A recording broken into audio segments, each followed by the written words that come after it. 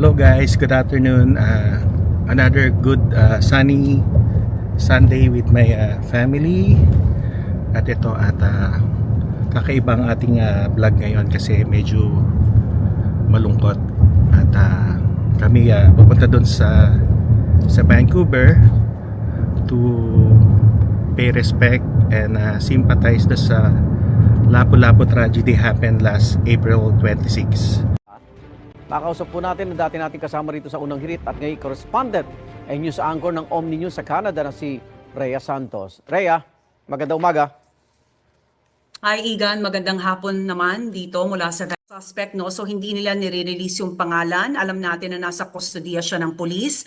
Ang impormasyon na ibinigay lang ng pulis sa atin ay kilala siya ng pulis. Mukhang may history na ito ng pakikipag-ugnayan sa mga... It's almost over a week now when it happened. So pupunta kami ron at bibisitahin namin yung lugar.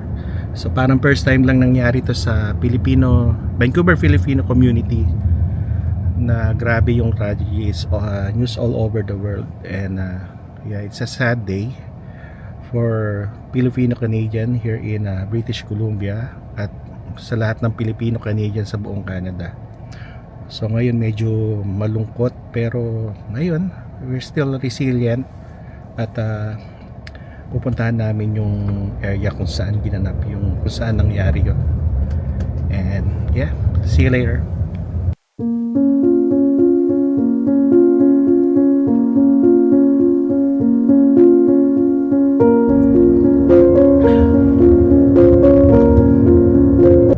So right now nandito na kami sa 41st Avenue at Prince Edward.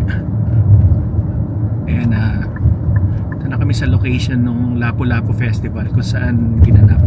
Ito yung school no? Yep. Yeah, that's the high school. And this is the location where the Fraser Highway, Fraser Street. Ito yung pinaka-memorial nila. So people giving their respect here. Mamaya lakad tayo dyan, no? Right? Ayan o. Tandaan anak. Ayan. So pwede tayong dumaan dyan mamaya. Ayan. Oh, we can park there, oh.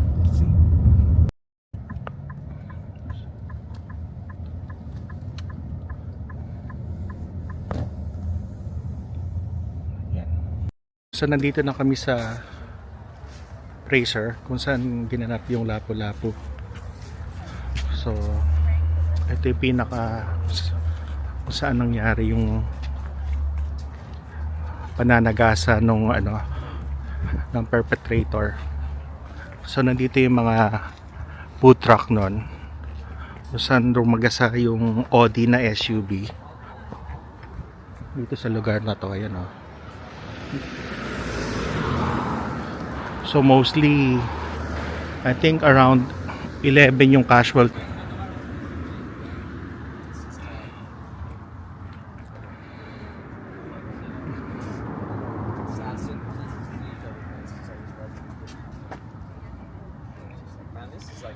Very sad.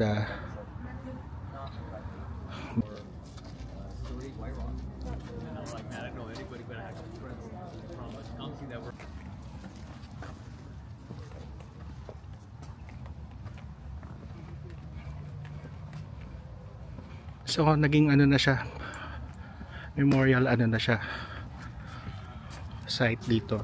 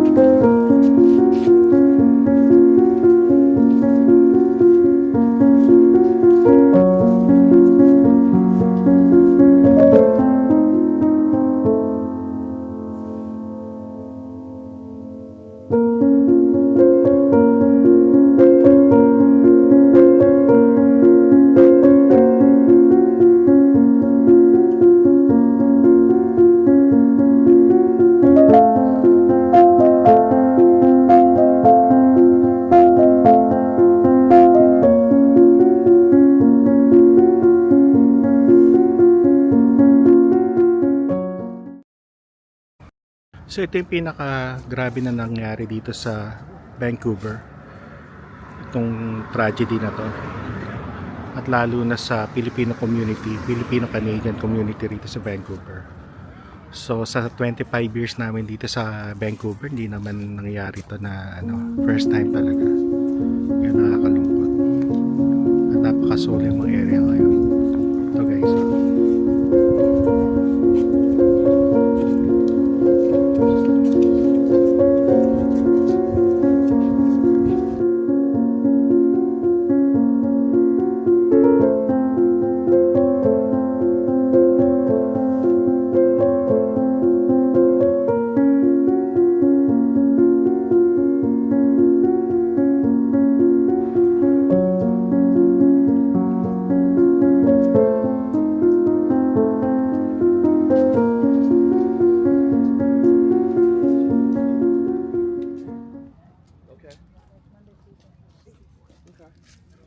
Tayo sa Matsuyama na ang nangyari, no?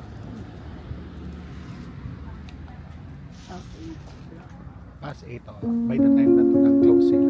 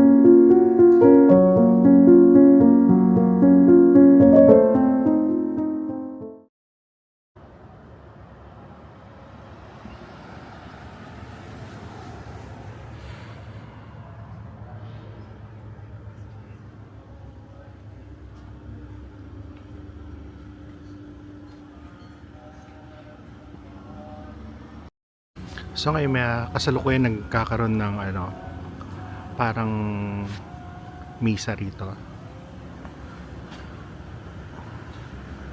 So malungkot. Mabigat yung loob namin dito pag nandito kami. At masyadong mabigat yung pakiramdam mo pag doon sa mga pamilya na nawalan. Masyadong malungkot yung nakikisimpatya kami sa lahat ng mga na-injured at sa lahat ng mga namatay na pamilya. Ang puso namin ay nasa inyo, sa pamilya, at nakikirami kami.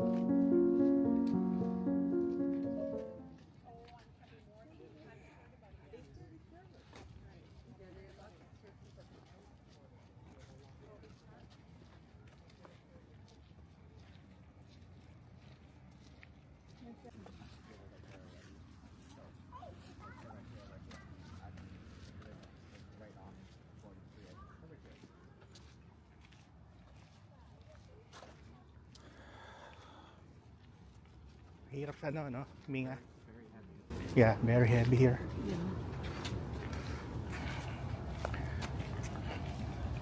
Habang naglalakad kami, parang may mabigat sa dibdib namin eh.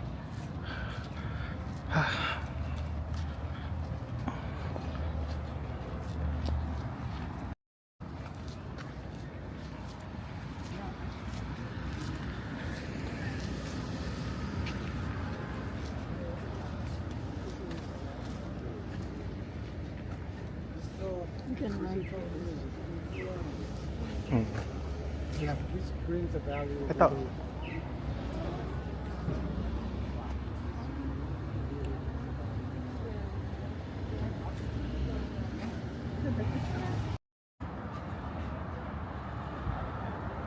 Ito yung mga board for messages naman.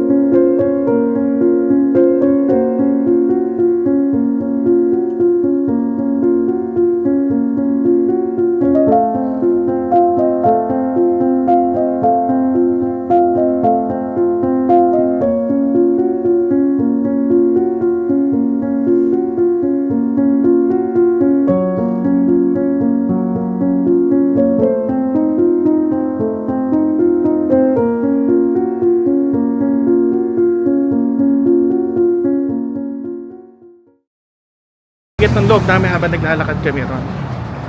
Yeah. So nakikirami kami sa mga na biktima ng nangyari na sa Lapu-Lapu Festival na yun. Mga naumila na pamilya. So nakikisimpatya kami at malungkot din kami. At ayun lang. God bless sa lahat sa atin. At pagpalain tayo ng ating Panginoong Ama. Condolence sa lahat.